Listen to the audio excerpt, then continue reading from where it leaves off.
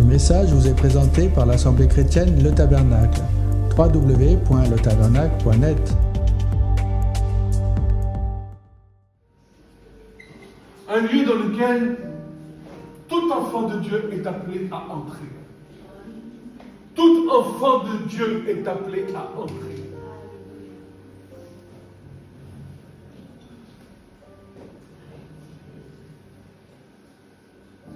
Et s'il n'en était pas ainsi, Christ ne nous aurait jamais dit « Je m'en vais pour vous préparer une place ». Et il nous a préparé une place en lui. Je vous ai dit ceci afin que en moi vous ayez la paix.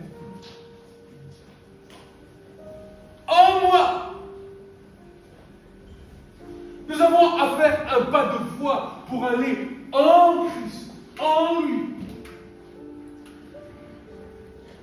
C'est pour ça que Jésus nous dit ceci. Voici, prenez courage, car j'ai vaincu le monde. Alléluia. Dites-moi, quel évangile nous a été prêché? Un évangile de religion ou un évangile de gloire? Un évangile dans lequel nous pouvons entrer et visiter les lieux célestes? Christ ne nous a pas appelés à demeurer sur la terre. Christ ne nous a pas appelés à demeurer dans notre chair. Christ nous a appelés à vivre par l'Esprit. Amen. Amen. Par l'Esprit. Et le Père recherche de tel, de ceux qui l'adorent, comment? En esprit et en vérité. Amen. En esprit et en vérité. La parole de Dieu est là pour venir faire la division entre l'âme et l'esprit. Amen. Amen. Et lorsque l'esprit a été divisé, lorsque l'âme et l'esprit sont séparés, alors nous avons accès au lieu céleste.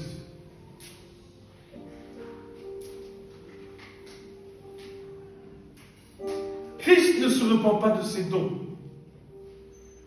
mais nous avons besoin de faire un pas de foi. Un pas de foi. Désirer avec ardeur, ardemment, les dons les plus excellents, dira l'apôtre Paul. Amen.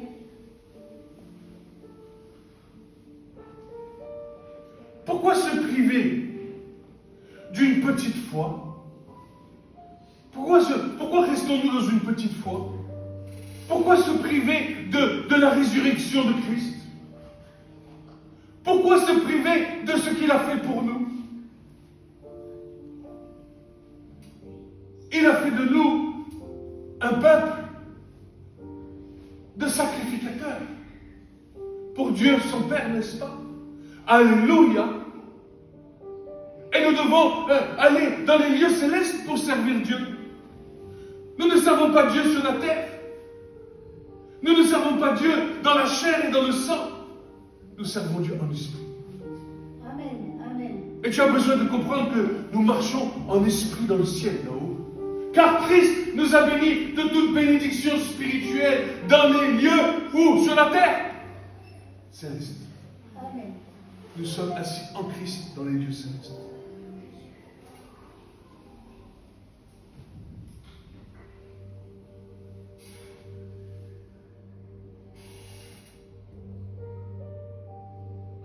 La vie de Christ n'est pas une vie de religion ou de religiosité. Amen. La vie de Christ, c'est la vie. La vie de Christ, c'est la paix. La vie de Christ, c'est la joie. La vie de Christ, par-dessus tout, c'est l'amour. Amen. Amen. L'amour. Tout ce que nous faisons, tout ce que nous disons, tout ce que nous touchons, est en relation avec l'amour que nous avons pour le Père et que le Père a pour nous. Amen. Les lieux célestes sont épris de son amour. Paul disait, je suis saisi par l'amour de Christ, qui m'étreint de toutes parts.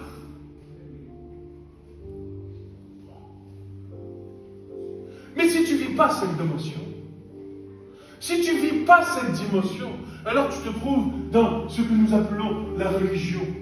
Une foi qui s'est arrêtée dans ton intellect.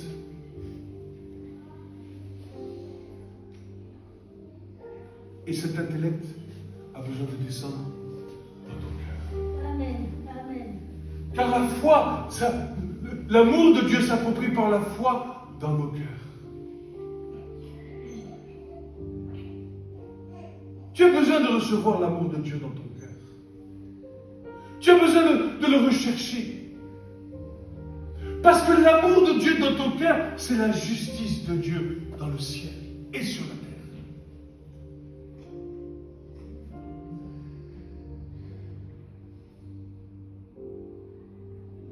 Nous ne sommes pas appelés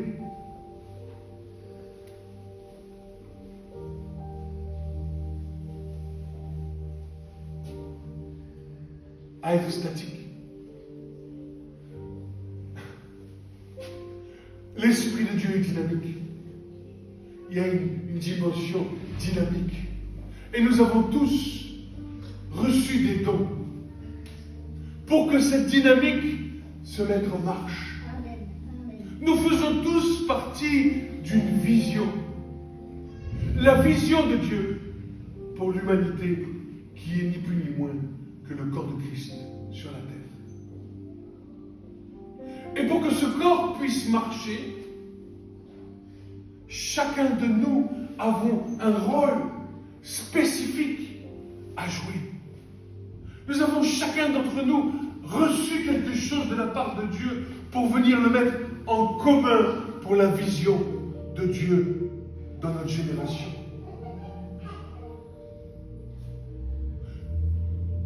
Quelle vision as-tu reçue? Et si tu ne vois pas de vision, alors cherche la vision. Vous savez, Néhémie, lorsqu'il reçut la vision d'aller rebâtir les murailles de Jérusalem, était en captivité à Babylone. Ça faisait 150 ans que les murailles étaient détruites. Comment a-t-il fait pour obéir à la vision? Il était en captivité, esclave des Babyloniens. Mais quand tu reçois une telle vision sur ton cœur, la vision est bien trop grande. Mais la vision que tu reçois sur ton cœur, ce n'est pas la tienne, c'est celle du Seigneur. Et le Seigneur va se servir de ce qu'il a mis sur ton cœur pour accomplir son plan. Amen. Sa marche, son chemin. Et il va mettre autour de toi les personnes. Nous devons apprendre à nous saisir d'une vision et de demander à Dieu de nous aider à accomplir la vision qu'il a mis en nous. Et ce matin, je veux vous parler de vision. Christ, écoute, si l'Église n'a pas de vision, alors Christ est mort pour rien.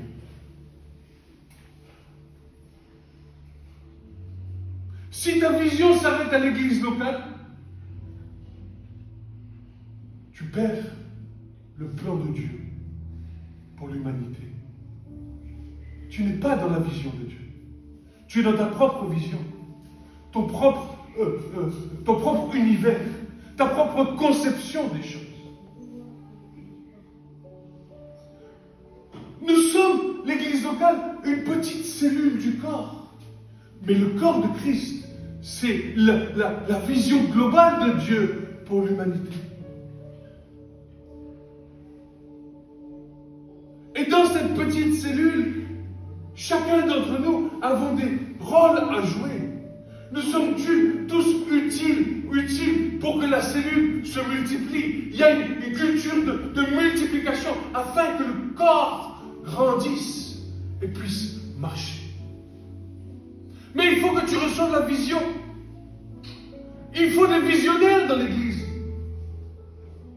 Une vision qui s'inscrit dans la vision biblique du Père qui l'a créé avant même que le monde soit.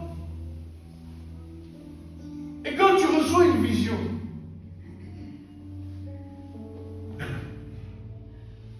tu dis, mais Seigneur, cette vision-là, comment je vais faire, Seigneur? Je suis incapable.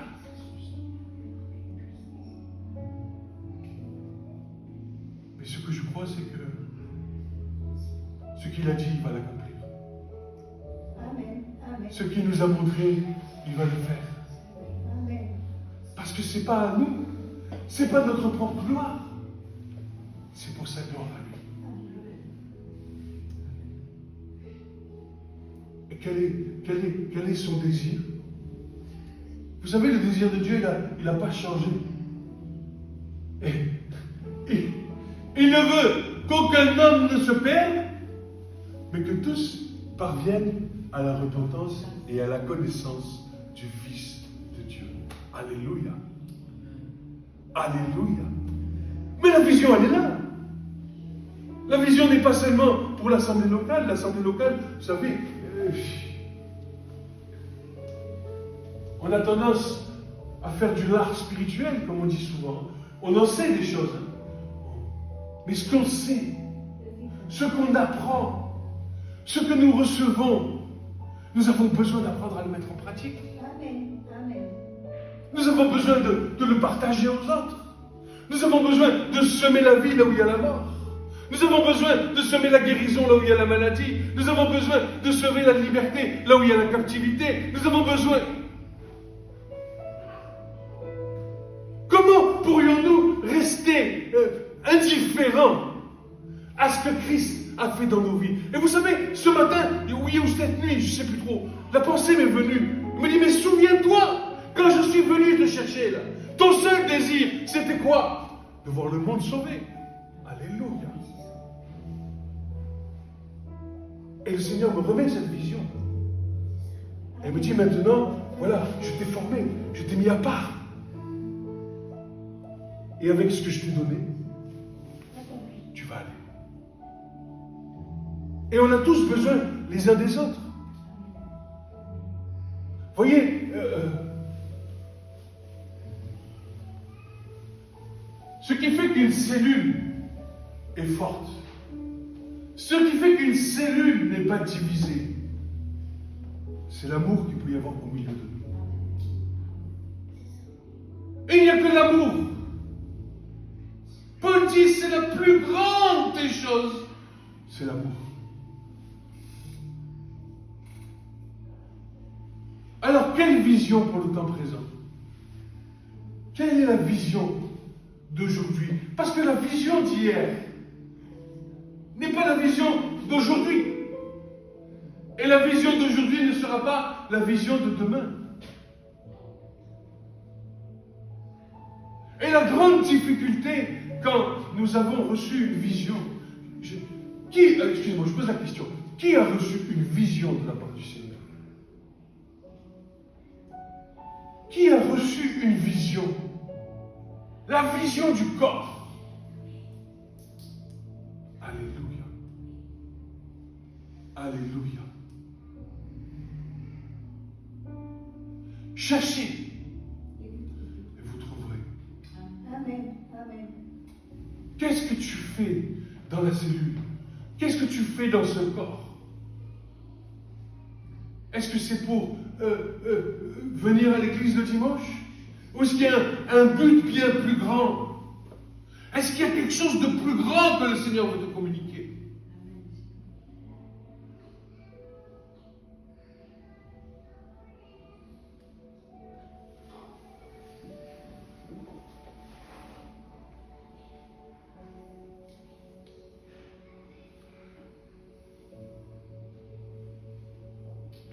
Une vision que tu reçois. Une vision que tu reçois, elle va s'inscrire sur ton cœur. C'est comme une graine. Une graine que Dieu vient semer dans ton cœur. Et cette graine, après, avec l'Esprit de Dieu, commence à prendre racine. Mais tu as encore une petite plante faible. Tu vois pas. Tu sais pas. Et petit à petit, la vision s'étoffe. Et Dieu te montre ceci. Te montre cela. Et puis, il va permettre un certain contact à un endroit, un certain contact avec. Et en fait, ensemble, on s'aperçoit que la vision que Dieu a mis dans ton cœur, il l'a mis individuellement, en chacun d'entre nous, dispersé sur toute la planète. Et quand Dieu permet la connexion, alors la vision, elle commence à prendre vie de manière comme un tableau, comme des pièces de puzzle que tu viens emboîter. Et alors, du coup, ce qui te semblait être finalement impossible devient possible. Et il agit, Dieu agit dans notre temps avec toutes sortes de... Vous voyez, il y a eu l'époque de la télé, l'époque de la radio, l'époque d'Internet, il y a eu toutes ces choses. Et Dieu, au travers de ces outils que l'être humain a créés, sans s'en rendre compte, s'en est servi pour transmettre sa parole, pour transmettre l'évangile, pour transmettre... Alléluia.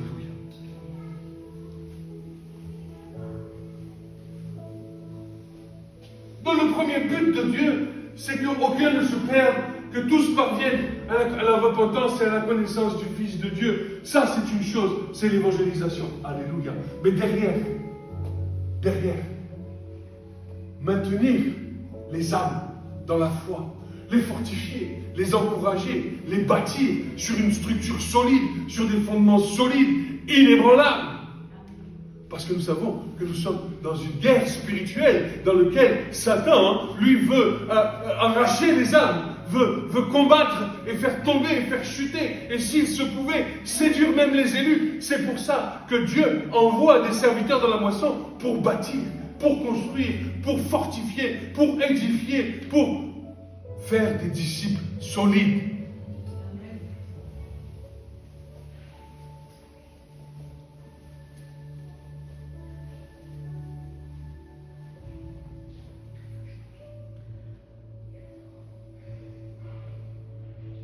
Il nous faut sortir de notre quotidien. Demandez à Dieu de vous montrer le plan pour l'humanité, pour ce monde. Ne t'inquiète pas du reste. Ne t'inquiète pas du reste. Et si Dieu ne t'envoie pas dans le monde, si Dieu ne t'envoie pas aux quatre coins de la planète, là, tu as ton rôle à jouer dans l'assemblée locale. Dans la louange, dans l'adoration, dans la prière, dans le soutien des serviteurs qui sont envoyés par Dieu dans le monde. Tous ne sont pas apôtres, tous ne sont pas prophètes, tous ne sont pas évangélistes, tous ne sont pas docteurs, tous ne sont pas pasteurs. Mais nous sommes tous les membres d'un seul et même corps. Et c'est Dieu qui place les membres comme il en a envie. Amen. Amen. Amen.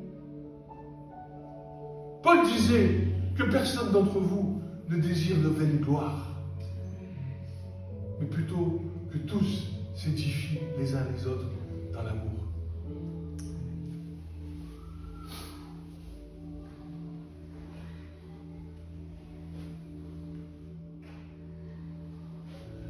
Alors le titre de message est celui-ci: un Dieu de justice, la vision du corps de Christ. Un Dieu de justice, la vision du corps de Christ. Et entendez bien sûr, vers la vision du corps de Christ, c'est l'amour. Un Dieu de justice qui s'entremêle avec la vision du corps de Christ, qui est l'amour. La justice de de Dieu n'a rien à voir avec la justice de l'homme. Là où la propre justice de l'homme a failli, celle de Dieu reste inébranlable. Ésaïe 64,6 nous dit ceci, que toute notre justice est considérée comme un vêtement souillé. La propre justice de l'homme conduit à se séparer entièrement de la nature divine, de sa sainteté, produisant ainsi la mort, tandis que la vie de Christ, justice de Dieu, elle produit la vie. Alléluia. Écoute, là où tu passes, c'est là que tu donnes une parole d'encouragement, une parole de joie, une parole de fortification, d'édification. Là où il y a la mort, la vie vient prendre place. Parce que là où le frère, la sœur est blessé, là où le frère, la sœur a des difficultés dans sa vie, notre rôle, faisant partie du même corps, c'est d'appeler la vie. D'appeler la vie. Nous savons ce que c'est la vie. La vie, c'est les enfants. D'ailleurs, Jésus a dit, si vous ne devenez pas comme des petits-enfants, vous ne pouvez pas entrer dans le royaume de Dieu. Il ne nous a pas parlé de salut ou de salut éternel, là. Il nous est parlé de réalité spirituelle. Car il nous dit, le royaume de Dieu est au milieu de vous. Alléluia. Et si tu veux rentrer dans ce royaume de Dieu, là où il y a la vie, il faut que tu deviennes comme un petit enfant. Moi, ce matin, je disais, Jésus est ressuscité. Il n'est pas resté dans le tombeau. Et je chantais avec mes enfants. Et les enfants étaient là. Jésus est ressuscité. Ah, le fils est né, là, il me dit, t'es un trisomique. Mais moi, j'aime mon Seigneur. Alors, peu importe. Car les ennemis de l'homme seront les gens de sa maison. Qu'importe. Je marche avec mon Seigneur. J'aime Jésus. Amen. J'aime Jésus. Amen. Je l'aime.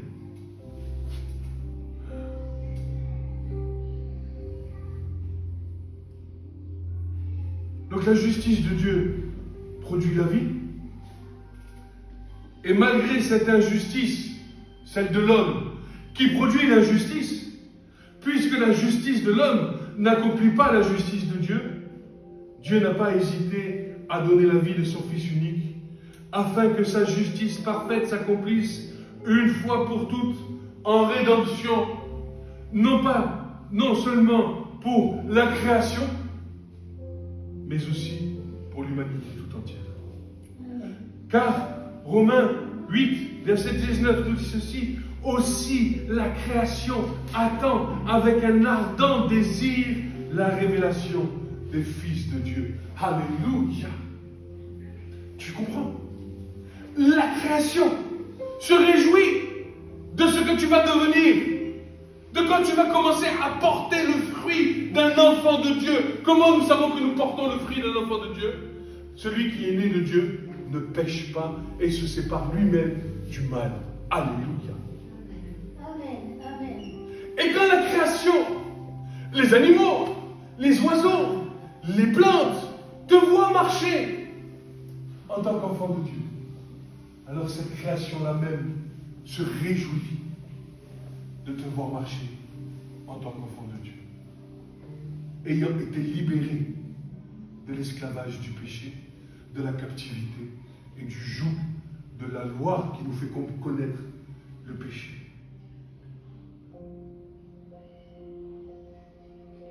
Aussi pour l'humanité entière, car nous savons tous ce merveilleux verset, celui que ma sœur Nadette aime bien porter sur son t-shirt. Car Dieu a tant aimé le monde qu'il a donné son Fils unique, afin que quiconque croit en lui ne périsse pas, mais qu'il a vu. Alléluia. Jean 3,16. Alléluia. Or, qu'est-ce que la justice de Dieu? Écoute bien, il y a une profondeur dans le message. Là. Qu'est-ce que la justice de Dieu, si ce n'est de réconcilier toutes choses avec elle-même, les choses qui sont dans les cieux et les choses qui sont dans la terre. Alléluia. Il a fait par le sang de sa croix la paix avec les choses qui sont dans les cieux et les choses qui sont sur la terre. Désormais, nous avons accès aux choses célestes. Chose qui était impossible à l'homme, ou du moins qui était possible dans une certaine mesure. Car la loi, nous dit l'apôtre Paul, était l'ombre des choses à venir. L'ombre des choses à venir. Désormais, nous marchions dans la lumière, comme lumière et lumière. Alléluia.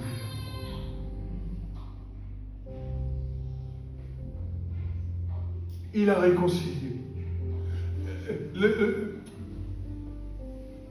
Le prophète Isaïe dit, mais ce sont vos péchés, ce sont vos iniquités qui ont fait un mur de séparation entre vous et Dieu. Et Christ, en ayant donné sa vie sur cette croix et étant ressuscité, a fait tomber le mur d'iniquité, le mur de séparation qui nous séparait des choses de la terre avec les choses des cieux. Et nous a donné un libre accès au trône de la grâce pour que nous puissions connaître les choses ineffables que Dieu a réservées d'avance pour ceux qui l'aiment. Amen. Alléluia.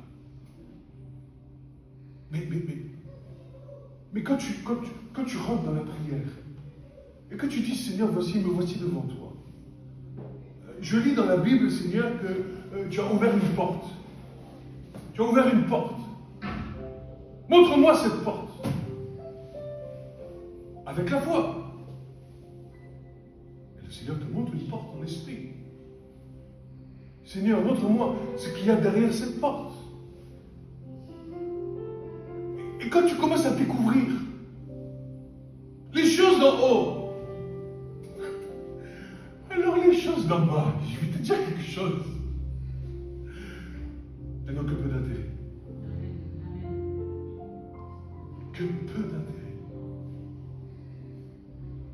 Car nous y voyons la création telle qu'elle a été créée avant le commencement, avant que le péché intervienne dans l'humanité.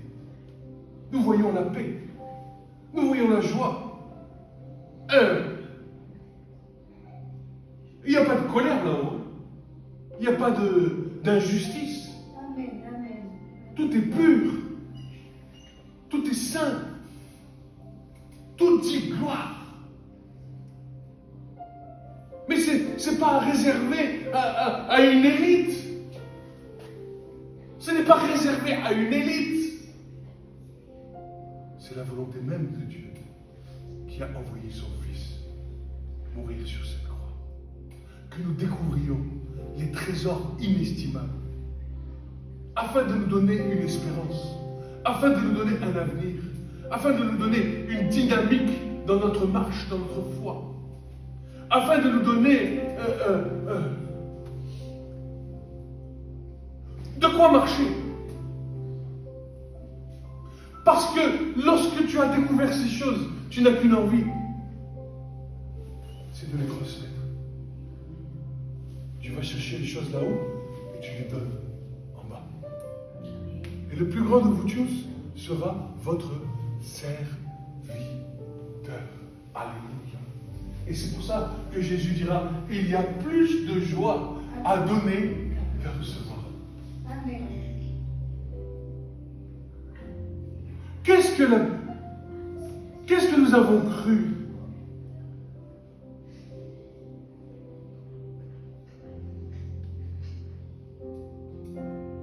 Si le Fils vous a franchi, vous êtes réellement libre. Libre d'aller, libre de revenir. Et pourquoi se priver? Mais est-ce que c'est ce que vous désirez? Ou est-ce que votre vie ici-bas vous suffit? Votre prière de 5 minutes le matin? Votre lecture de la Bible, là, je lis 2 passages, je m'endors. Est-ce que ça vous suffit? Ou est-ce que vous voulez être près du cœur de Dieu? Dans son amour, bâti en Christ. Vous êtes cachés en Dieu, dans le Christ de Jésus, dira Paul. Alléluia! Et nous devons apprendre à rentrer dans cette dimension. Et vous savez, c'est facile. C'est être comme un petit enfant.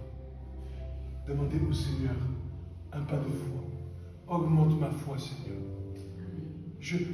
Pardonne mon incrédulité. Fais-moi rentrer. Fais-moi découvrir ces choses. Parce que lorsque tu les as découvertes, Paul nous disait, mais qu'est-ce que sont les souffrances du temps présent comparées au poids de gloire à venir? Mais Paul ne pouvait dire que ça que parce qu'il avait vécu ces choses.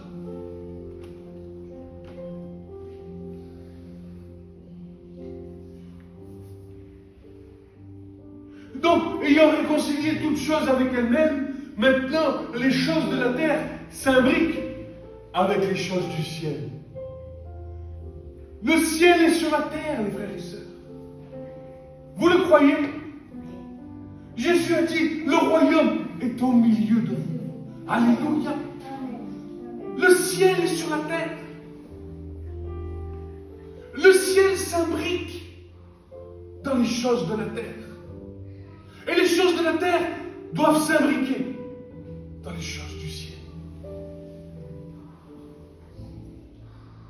Car la mort et la résurrection de Christ nous amènent dans une nouvelle nature. La nature de la nouvelle création que nous avons, qu'il a fait de nous. Et cette nouvelle création, car nous sommes en relation avec le Père, nous donne une nouvelle vision, un nouveau but, un nouveau élan, une nouvelle marche, non pas vers les choses de cette terre, mais vers les choses du ciel. Amen. Amen. Sors de ton univers. Le Seigneur t'appelle en dehors de ton univers. Tu es un univers dans lequel tu es captif. Et Christ a ouvert une porte pour que tu puisses sortir et être vraiment libre. Mais c'est à toi de sortir. À toi de sortir. À toi de chercher. Si vous me cherchez, c'est pas je viendrai vous chercher. Si vous me cherchez de tout votre cœur, alors je me laisserai trouver par vous. Amen. Amen. Amen. Il y a une marche, il y a une dynamique. Nous devons avancer avec le Seigneur. Vous savez, souvent on fait des prières et nous avons l'impression que Dieu n'entend pas ou Dieu ne répond pas. Mais ce n'est pas le problème, ce n'est pas le sujet. Je vais te dire, c'est parce que Jésus a dit, déjà, tout est accompli. Amen. Et tu demandes des choses à Dieu qui sont déjà accomplies. Tu demandes des choses à Dieu qui existent déjà. Dieu te dit, mais c'est fait. Dieu te dit, c'est fait. Sers-toi. Arrête de me réclamer. Arrête de me demander.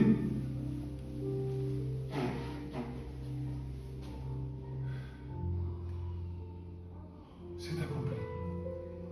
Alléluia. De quoi tu as besoin? De quoi tu as besoin? C'est là. Je me souviens d'un film quand j'étais petit. Ça s'appelait Peter Pan. Et Peter Pan, les enfants vont dans le pays imaginaire. Mais dis-moi, je vais vous poser une question. L'imagination de l'homme est-elle une création de Dieu? Mais moi je vous dis oui. Car Satan ne peut pas créer l'imagination. Il peut la déformer. Mais notre imagination, que le Dieu de paix vous sanctifie entièrement.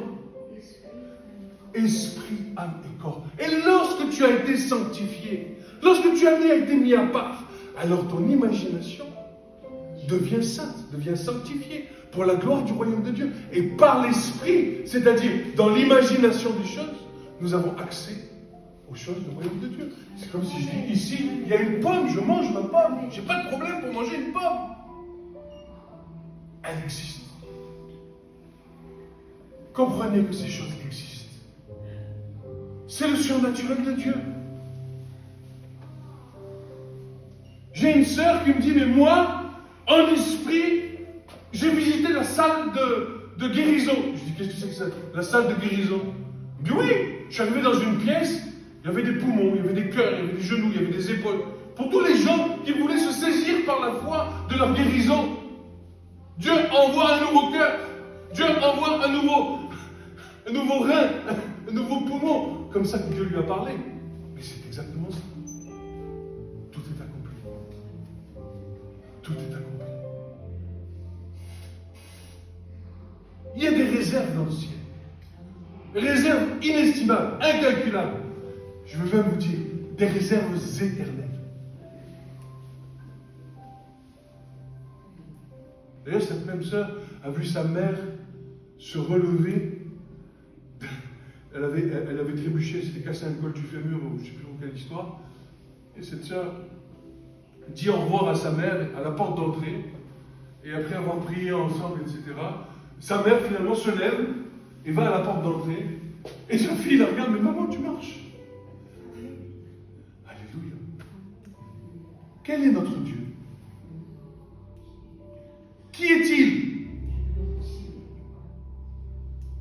Regardez, quand l'enfant qui se jette dans le feu et dans le feu et dans l'eau, là, qu'est-ce que dit le Père? Viens au secours de mon incrédulité. D'ailleurs, Jésus lui pose des questions, des questions que depuis combien de temps ça lui arrive, il va lui poser des questions pour aller faire chercher en lui la raison du fait que son fils n'est pas guéri. Et il lui a fait confesser, en disant, c'est mon incrédulité qui m'empêche qu'il soit guéri. Car Jésus, du temps de son ministère, était le royaume de Dieu au milieu du monde.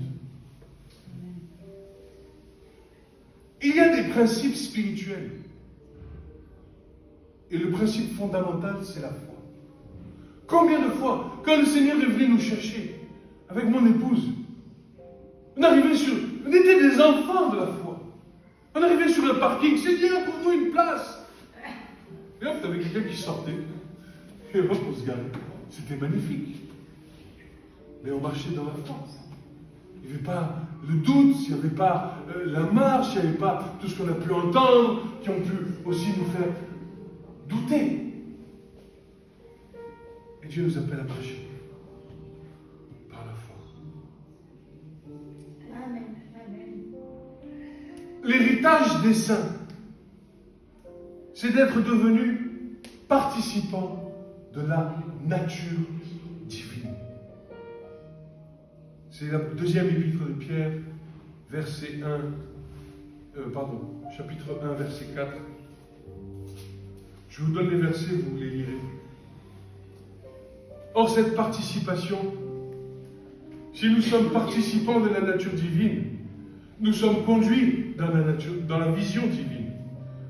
Il a fait de nous des rois pour régner avec lui.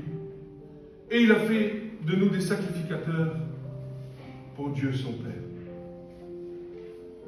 1 Pierre 2,9 nous dit ceci, vous au contraire, vous êtes une race élue, un sacerdoce royal, une nation sainte, un peuple acquis, afin que vous annonciez, voilà la vision, afin que vous annonciez les vertus de celui qui vous a appelé des ténèbres dans son admirable lumière. Alléluia. Alléluia.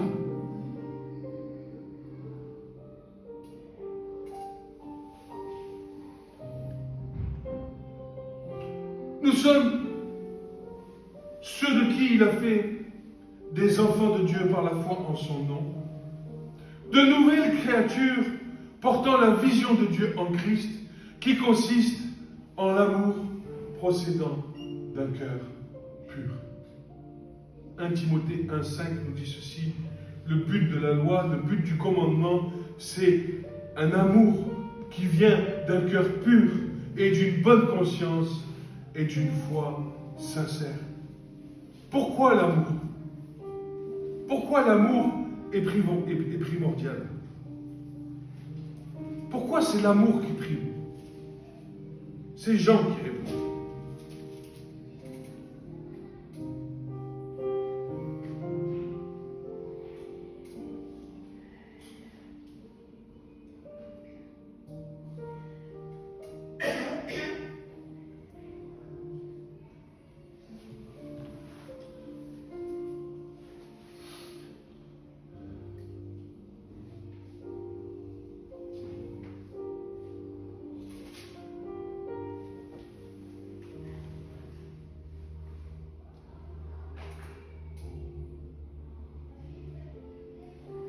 Voilà.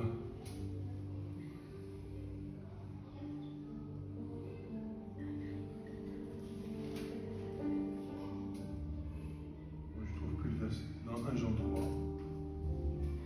1 Jean 3 qui nous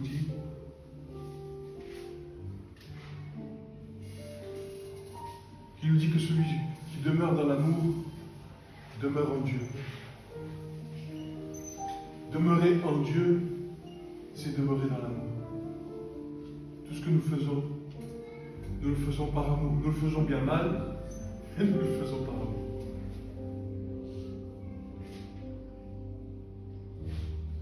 Si donc quelqu'un est en Christ, il est donc une nouvelle créature. 2 Corinthiens 5, 17.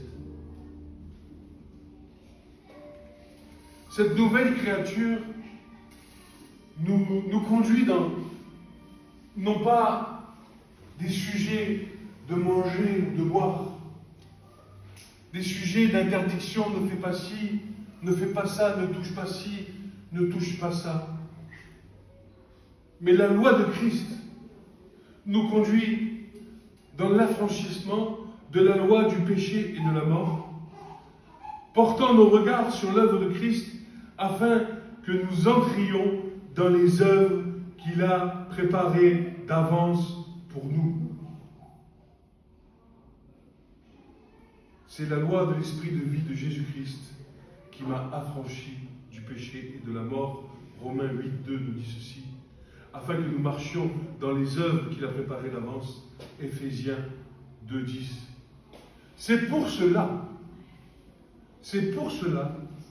que Jacques dit que la foi sans les œuvres est morte.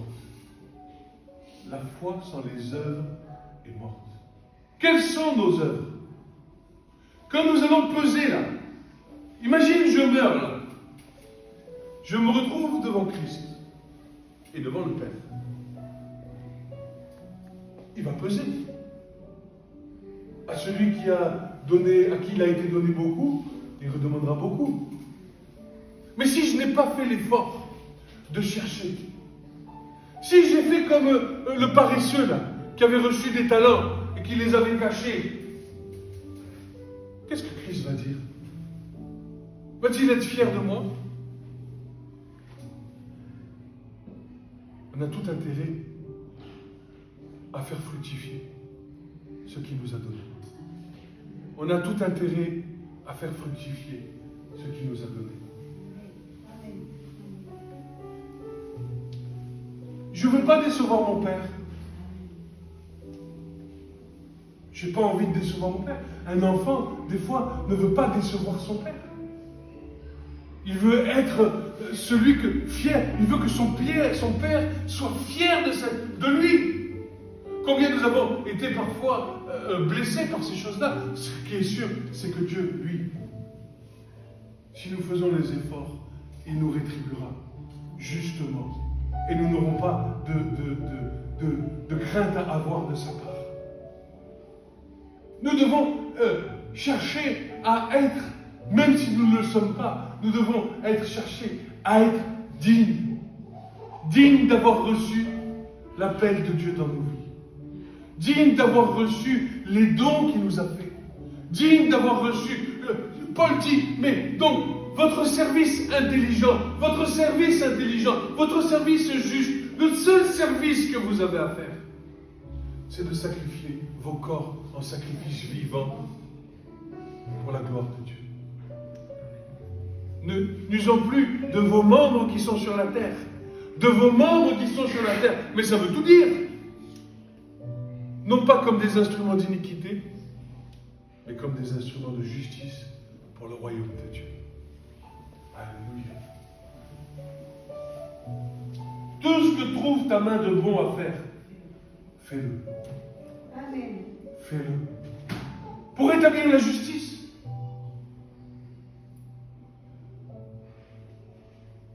Par conséquent, nous devons entrer.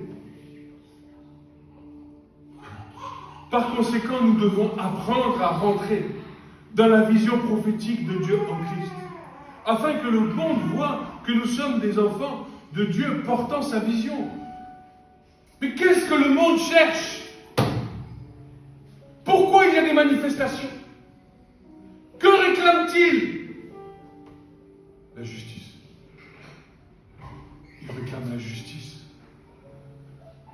Et toi, mon frère, ma soeur, tu es un instrument de justice. Tu es appelé à rapporter la justice sur cette terre en amour. Il ne s'agit pas d'une vision humaine portant la gloire de l'homme, mais la gloire de Christ seul.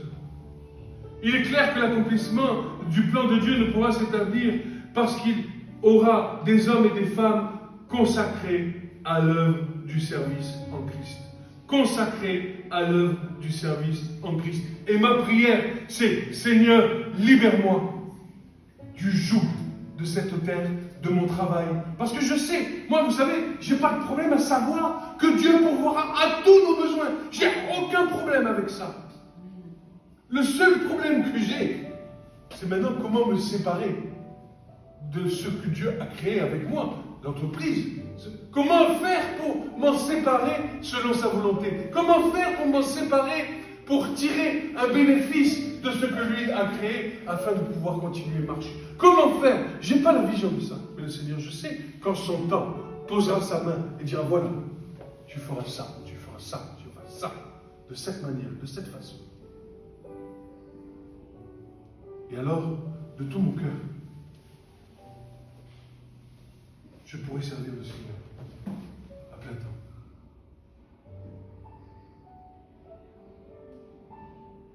Alléluia.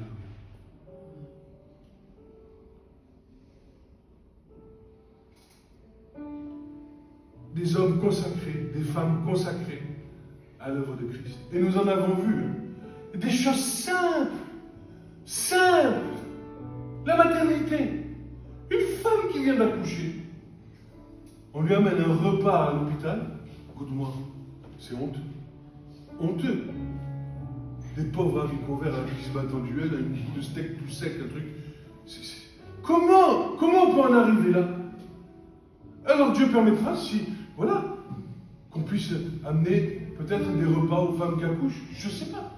Mais amener quelque chose, c'est pas normal. Tellement d'injustice dans ce monde.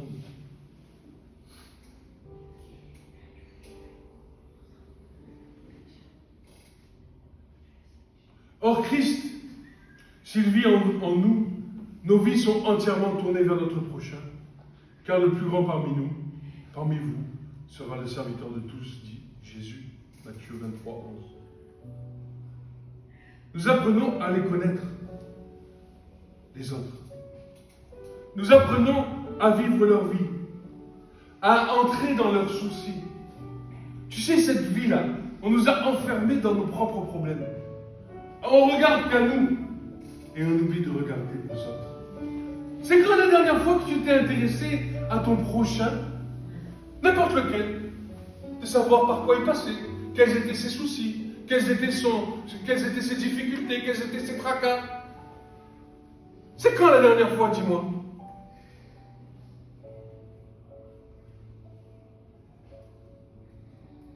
Eh oui, mais c'est une réalité. Jésus était proche Jésus allait voir ceux qui étaient dans le besoin, même ceux qui ne l'étaient pas. Jésus s'approchait d'eux et dit, que puis-je faire pour toi? Que puis-je faire pour t'être agréable? Que puis-je faire pour t'aider?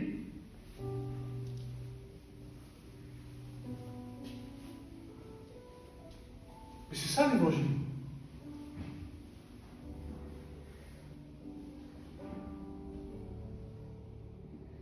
Donc, apprendre à connaître les autres, dans leurs soucis, dans leur quotidien, afin de porter leur fardeau, aussi bien spirituel que matériel. Voici, je vous envoie dans le monde, dira Jésus. Que la paix soit avec vous, après la résurrection, comme le Père, écoute, comme le Père m'a envoyé, moi aussi je vous envoie. Alléluia. Et Jésus dira, les œuvres que j'ai faites, vous en ferez des plus grandes. Alléluia. Merci Seigneur.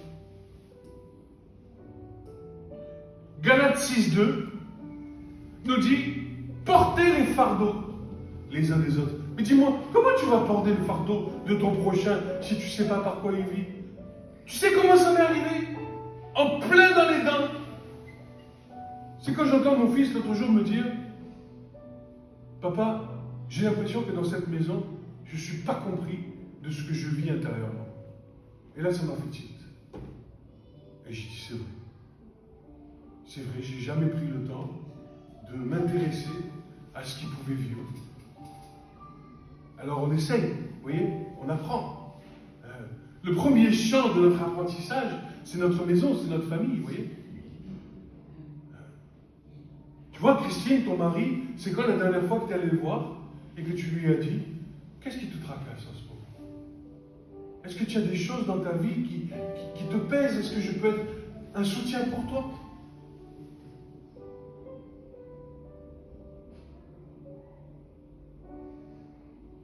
C'est la réalité.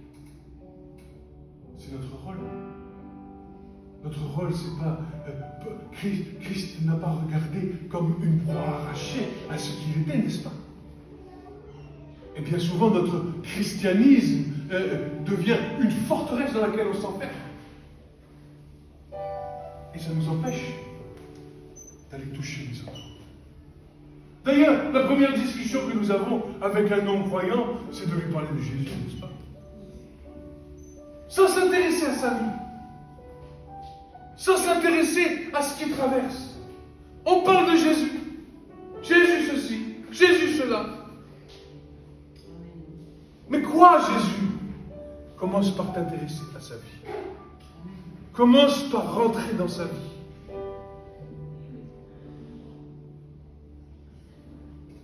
Alors tu verras la gloire de Dieu dans sa vie.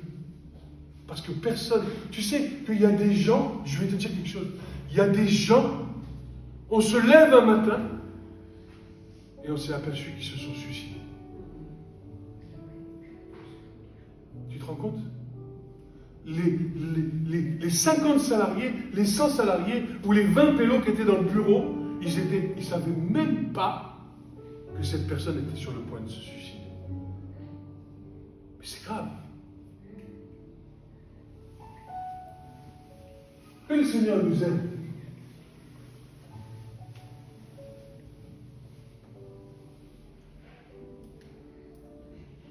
Portez les fardeaux les uns des autres. On les lit, les versets. Et Jacques dira encore, si un frère ou une sœur sont nus, et que nous lui disons, va en paix, et que nous le voyons dans le besoin, et que nous ne venons pas pour le soutenir matériellement, à quoi bon? Et combien de fois ça peut arriver?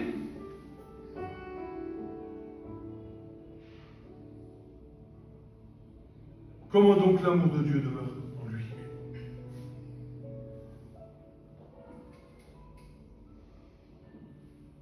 Et cela a été le travail.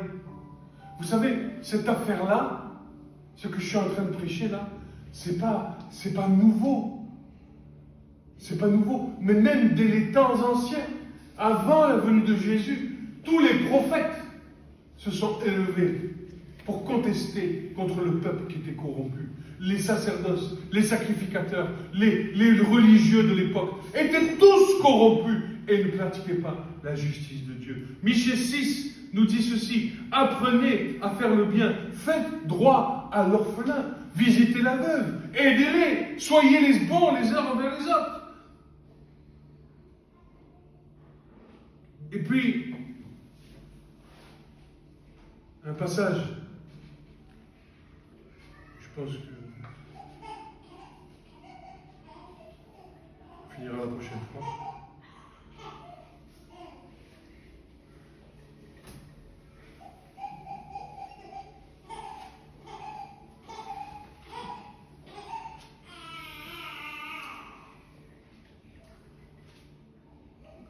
Nous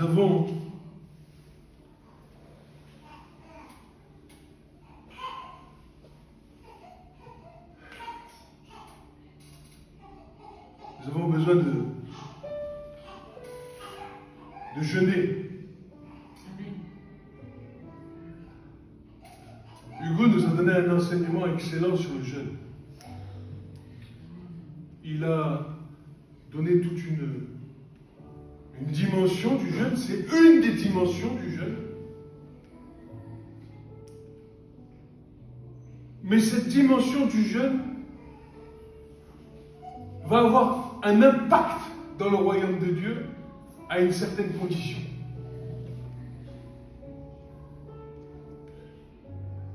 J'aimerais ajouter, Dieu permettant, non pas que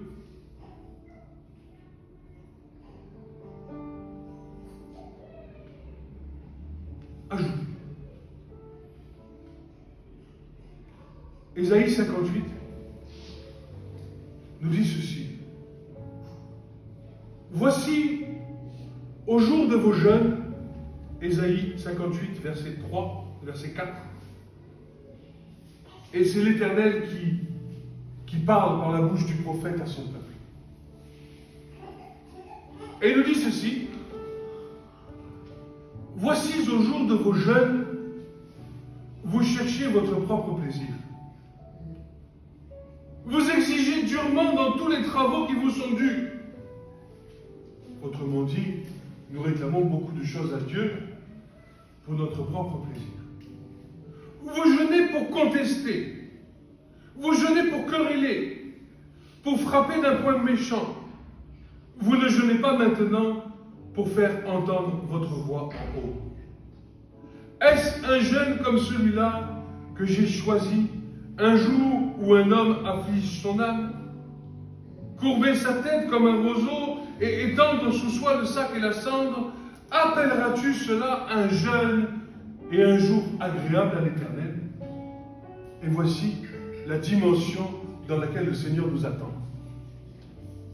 N'est-ce pas ici le jeûne que j'ai choisi? Qu'on rompe les chaînes de l'iniquité, qu'on fasse tomber les liens du joug, qu'on renvoie libres les opprimés, que vous brisiez tout joug. N'est-ce pas que tu partages ton pain avec celui qui a faim, que tu fasses entrer dans la maison des affligés qui errent sans asile, que tu vois un homme nu et que tu le couvres, que tu ne caches pas à ta propre chair? Alors, voici la conséquence. Ta lumière jaillira comme l'aurore, ta santé germera promptement, ta justice marchera devant toi et la gloire de l'Éternel sera ton arrière-garde. Alléluia. Alors tu appelleras et l'Éternel répondra. Tu crieras et il dira: me voici. Alléluia. Si tu ôtes du milieu de toi le joug, si tu cesses de montrer du doigt, de parler la vanité, si tu pronigues ton âme à l'affamé et que tu rassasies l'âme de l'affligé, alors ta lumière se lèvera dans les ténèbres et ton obscurité sera comme en plein midi. Alléluia. Et l'Éternel te conduira continuellement. Il te rassasiera ton âme dans les sécheresses. Il rendra agile tes eaux. Tu seras comme un jardin arrosé, comme une source jaillissante dont les eaux ne trompent pas. Et ceux qui seront, allez, regarde, pour la famille, Et ceux qui seront issus de toi bâtiront ce qui était ruiné dès longtemps. Tu relèveras les fondements qui étaient restés de génération en génération, et on t'appellera réparateur des brèches, restaurateur des sentiers fréquentés.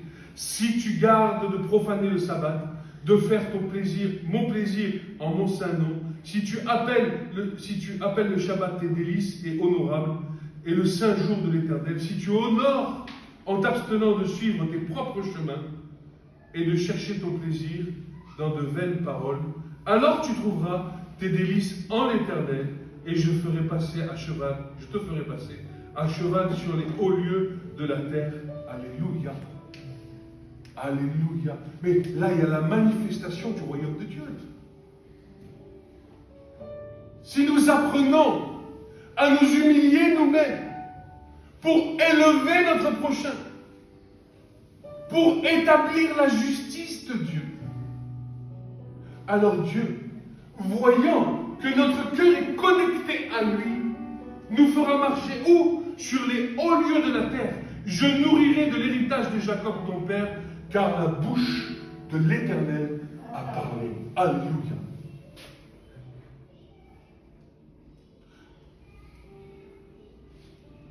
Apprenons à changer de mentalité.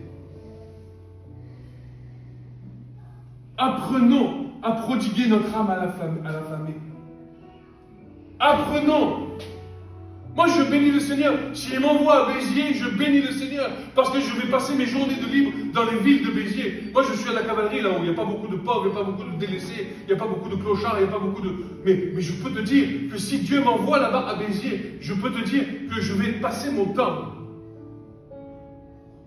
à les relever, à les aimer.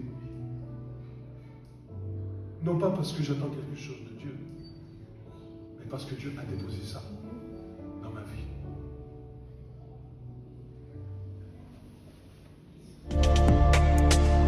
Ce message vous a été présenté par l'Assemblée chrétienne Le Tabernacle. www.letabernacle.net